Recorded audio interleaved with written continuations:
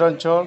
અત્યારે અમે ટોટલ 200-250 રિક્ષાવાળા દ્વારકાના ભેગા થયા છે અને તકલીફ એ છે અમે કે અહીંથી કુરંગા 30 કિલોમીટર જવાના અને 30 કિલોમીટર આવવાના, એટલે ગેસ માટે તકલીફ પડે છે।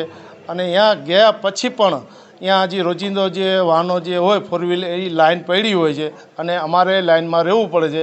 એના માટે થઈને અમારે 2-4 કલાક બીજી પણ બગડે છે અને કલાક જવાની કલાક આવવાની એમ કરીને 4-5 કલાક અમને ત્યાં ગેસ ભરવામાં ટાઈમ લાગે છે।